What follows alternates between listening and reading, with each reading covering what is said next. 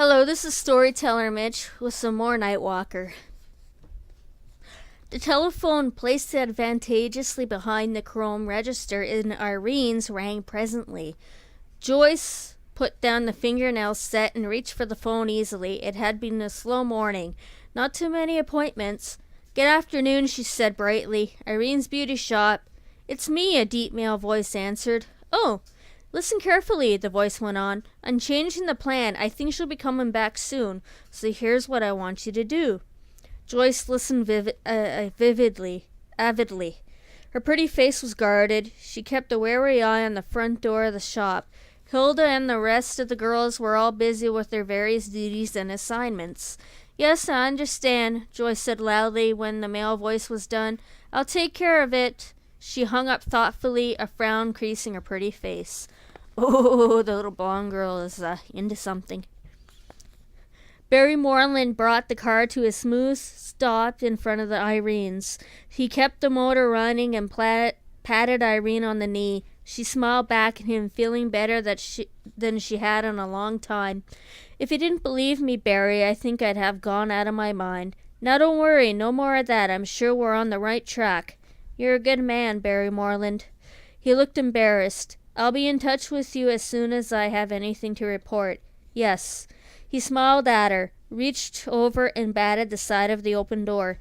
His face crushed hers. Irene pecked briefly at his cheek in passing.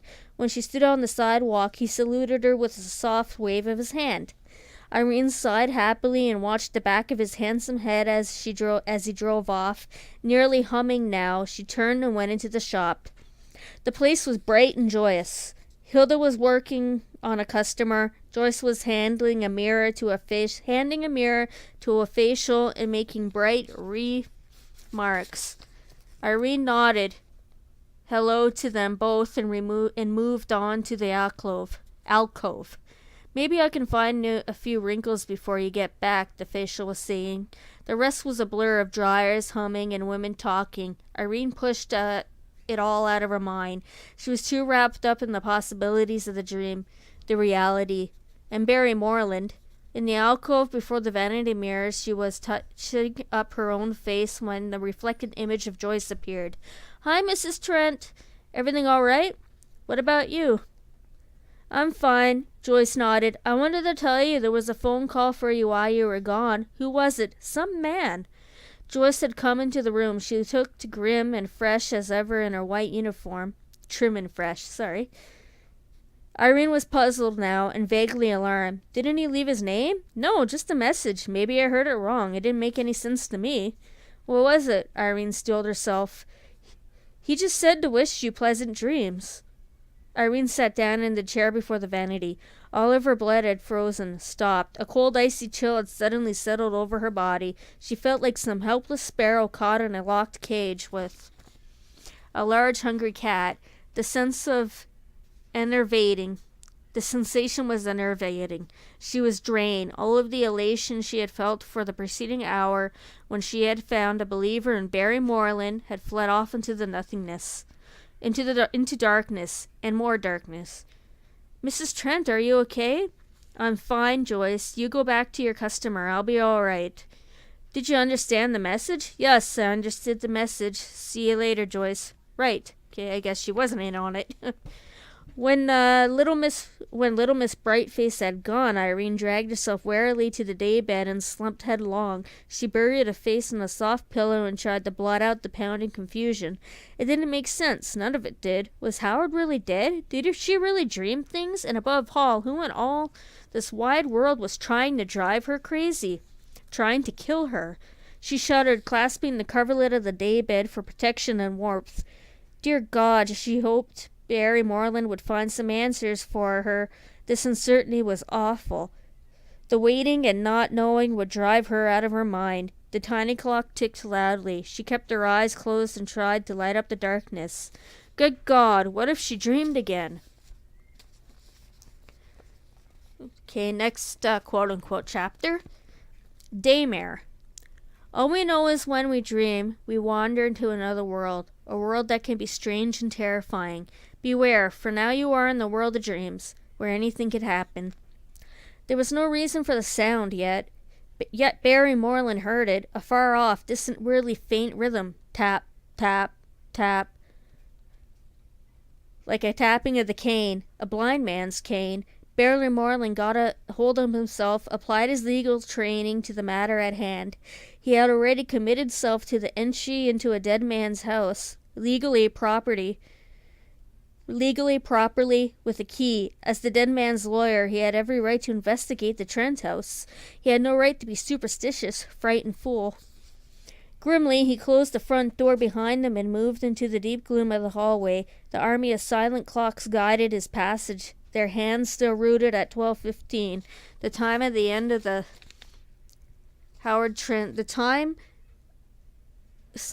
time of the end of Howard Trent's world. But the tapping sound had increased in volume. Tap, tap, tap. Barry raised his eyes suddenly. There was a square mammoth object mounted in the corner of the wall against the ceiling, directly above the staircase. A stereophonic speaker. Howard Trent's voice suddenly spoke. Barry Moreland congratulated himself on not jumping a full foot into the air. The voice came down with amazing fidelity from the loudspeaker. "Sit down, Mr. Fuller. I must apologize for the darkness, but then, you know, I live in darkness." Hold on a sec, my son's asking a question. He's just playing out and he just thought.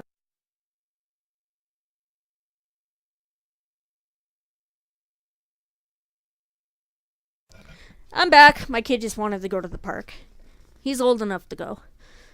Anyway, where was I? Oh yeah. "Sit down, Mr. Fuller. I must apologize for the darkness, but then you know I live in darkness." Frowning, Barry moved toward the stairs. "I've had to create a new world for myself, a world of sounds. I suppose you know why you are here." "Yes, Mr. Trent," another voice said. Barry halted, listening intently. "You want me to check on your wife, is that it?" "Precisely. Mr. Trent, can you tell me just what it is that you suspect?" "I'll let Irene tell you herself." "What do you mean?" "Listen." There was a pause. A click came over the stereo, and Irene's voice wafted subtly down the staircase. "Where are you, darling? I know you're near me. I see you wherever I go. Oh, I need you so. Kiss me." Barry could feel the want and desire surging in the words. "Darling, you know how long I've waited for this. Yes, hold me tight. Oh, darling, I love you, I love you, I love you." The new voice cut in on Irene's. "It sounds as though she is talking in her sleep." "Exactly," Howard's voice said. "I hid the tape recorder in the bedroom. You probably noticed all the stereo equipment here. I record everything on tape, this very conversation, for example." "But she was dreaming, wasn't she?" "That's what I want to find out, Mr. Fuller. Follow my wife. Maybe she'll lead you to her dream." Another click of sound was audible. Barry Moreland was silently creeping up the stairs. "Well, Mr. Fuller, you had all this time. Just what did you find out?" "A new tape, obviously. At least one from a later dated time. Your wife sees no one." The door to Howard's study was partly open. Barry, seeking the source of the conversation, moved toward the door. "You're wrong," Howard sounded so bitter. "She's seeing another man. I know it." "No, Mr. Trent." The unknown voice was adamant. "I'm positive. I've waited in the street. I've been in her room. She doesn't leave this house." Barry moved into the study. The stereo cabinet in the corner was making soft whirring noises. "Barry Moreland," Howard was saying. "He comes here. She's in love with him." "Barry Moreland? Isn't he your attorney?" The lid of the stereo was upraised. Barry stared down at the spinning spool of metallic tape. It was revolving smoothly. He waited for Howard Trent to answer. "Watch her." Howard's voice was violent, explosive. "Watch them both. Watch them." Barry moved his hands toward the controls of the recorder. He flicked a switch. He half turned to check the room. There was a flashing gleam of something, and he ducked reflexively. A whistling noise, followed by a thud of something hard and vicious into the panel near Barry's hand. He looked quickly, hardly daring to breathe. A long dagger of sorts, with a curved silver handle. He was buried in the woodwork inches from where his outstretched hand had been. He raced to the doorway, eyes searching the hall. Nothing. But somewhere in the house the door slammed loudly, grimly. He pushed to the slide window, sat at the end of the hallway. The house was silent again, but the feeling of peril was a tangible lump in his chest. Although through the window he saw his car where he'd left it, that and the unlighted abandoned gas station across the lane. The glassed-in public phones, both on the premises, stood remote and isolate like the lone tree in the desert. It was empty. There was no sight or sound of anyone leaving the vicinity of the Trent home. Barry Moreland tugged at his ear nervously as he ran down the staircase and out the front door. Well, Hilda yawned sleepily as she turned down the fluorescent lights of Irene's. Another day, another dollar. I've got to get home and fix my hair. Little light was coming through the curtained windows and the doorway. Twilight was coming on. Hilda rubbed her aching body and straightened her girdle. Joyce was parked behind the front counter, counting her receipts. She nodded goodnight to Hilda, who had slipped on her mouton lamb coat over her white uniform. See you, Hilda. Night, dearie. After Hilda had gone, Joyce flung a look toward the alcove to the rear of the shop. The phone rang then, and she cradled the receiver to her ear, while her eyes remained on the receipts.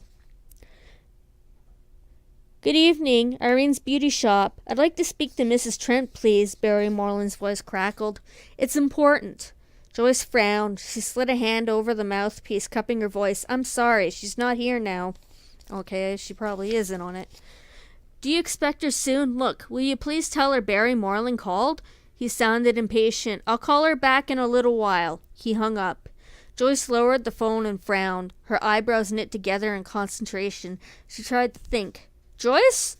Irene's voice, calling from the alcove behind her, was startling. Joyce whirled. Who called just now? Irene had changed her outfit to a sensible one of lounging slacks and puff-sleeve shirtwaists. She looked rested and beautiful. Mrs. Archer, Joyce said offhandedly. She made an appointment for tomorrow morning. That's funny. What is it? Doesn't she usually come on a Friday? This was an emergency. She's going to a funeral tomorrow afternoon.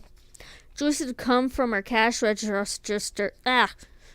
Joyce had come from her cash register all the way to the alcove.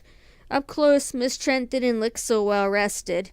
What's the matter? Don't you feel well? Irene smiled wanly.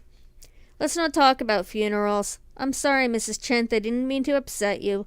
It's not your fault, she sighed. When I heard the phone ring, I thought it was Mr. Moreland.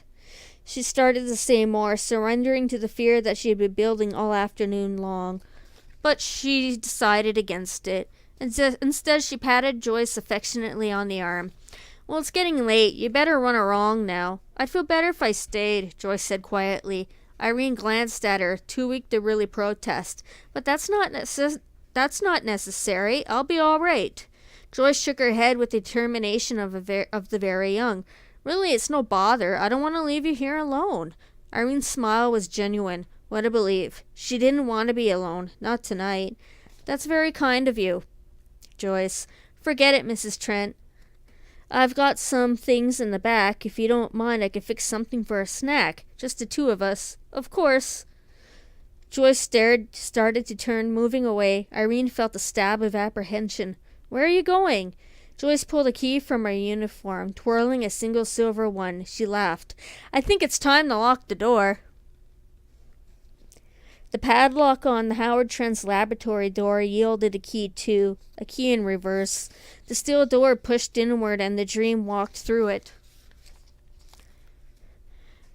He was tall as ever, still wearing the black gloves. Something had been added. A small bullseye lantern grew a long ray of light into the damaged laboratory.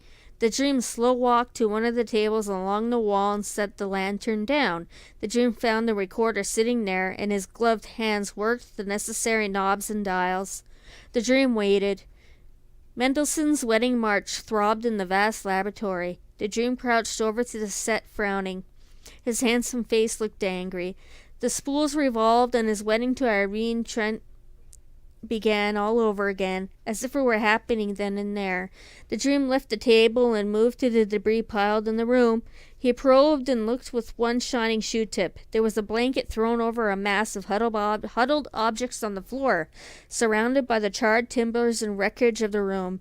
He pulled the blanket away. Behind him, the organ had silenced, and the voice of the minister sounded again.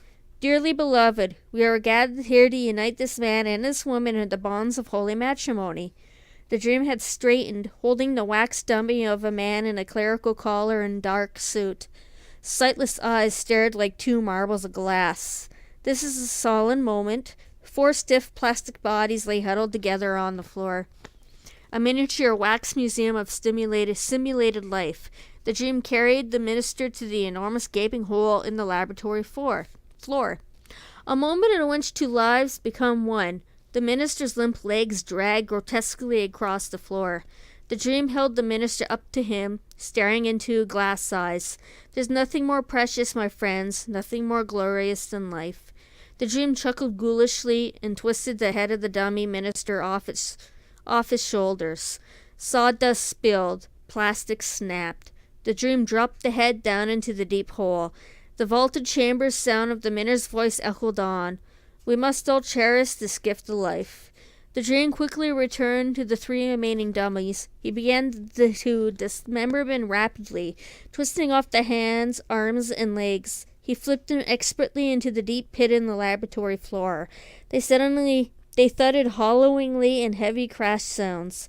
He began to move faster, increasing the speed of his movements so that all the tearing, the ripping, the throwing away of the dummies became pantomimic blur of speed. And though the darkness, the sound effects kept up a grisly pace with his violence. It was only the silence of the dream which made it all so unreal. Do you have the ring? There was no answer, only the noises of ripping and tearing. The witnesses are assembled. Do you take this woman to be your lawful wedded wife? Pause. Do you, Irene Trent, take this man to be your lawful wedded husband? The dream hurled the last of the dummies into the pit. It jarred into a crushing stop atop a pile of debris.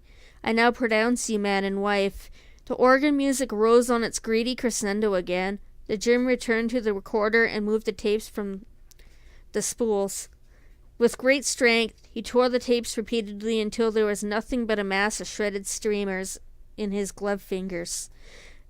These, too, joined the pile of the destroyed dummies at the bottom of the enormous hole. This done, the dream faded quickly from the laboratory. In the hole, the dummies, a piled tangle of heads, arms, and legs, stared sightlessly up at the skylight above. And this is it for today's episode. Well, I don't want to call it an episode. Installment of The Nightwalker. Ciao!